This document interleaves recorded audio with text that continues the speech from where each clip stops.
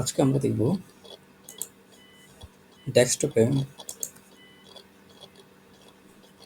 মাই desktop অথবা my computer অথবা this computer এই অপশনটা কিভাবে আনা যায়।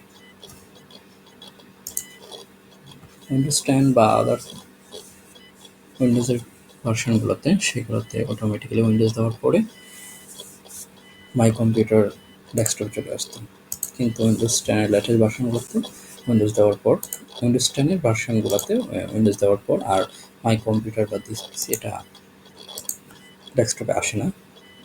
সেটা অল্টারনেটিভ হিসেবে তারা ফাইল ফাইল এক্সপ্লোরার এখানে অ্যাড করে দেয়।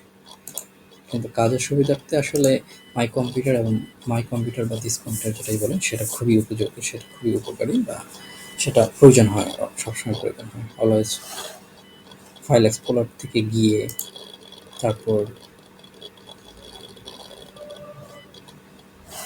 দিস পিসতে ঢুকে কাজ করাটা আসলে একটু কমপ্লিকেটেড হয়ে যায়, একটু কাজের ক্ষেত্রে একটু অসুবিধা হয়ে যায়। যদিও সেম অপশনই দেখাচ্ছে আপনাকে, তারপরেও আসলে আমরা এই প্যানেলটা দেখতে অভ্যস্ত। এই কারণে আসলে ওই ফাইল এক্সপোর্ট থেকে গিয়ে আসলে এতটা ইজি হয় না এতটা। তার মানে আমাদের এই প্যানেল আসতে হলে অবশ্যই মাই কম্পিউটারটা আমাদের ডেস্কটপ অপশনে থাকতে হবে। তো সেই ক্ষেত্রে আপনি প্রথমেই সার্চ অপশন থেকে থিমস সেটিং খুঁজে বের করবেন। থিম সেটিং আমার উপরে চলে আসছে। মাঝে মাঝে এরকম হয় সার্চ করার পরেও থিমস সেটিং অপশনটা আসে না। সেক্ষেত্রে থিমস পর্যন্ত লেখার পর যদি তারপরে দেখতেছেন যে থিমস উপরে যে এই যে থিমস এবং রিলেটেড সেটিংস এই অপশনটা আসে নাই, তখন একটা একটা লেটার করে আপনি ব্যাক স্পেস দিয়ে একটা একটা লেটার করে কেটে দেবেন, তাহলেই দেখবেন অপশনটা চলে আসছে। তখন থিমস এবং রিলেটেড সেটিংসে ঢোকার পরে ওইখান থেকে আপনি ডেস্কটপ আইকন এই অপশনটা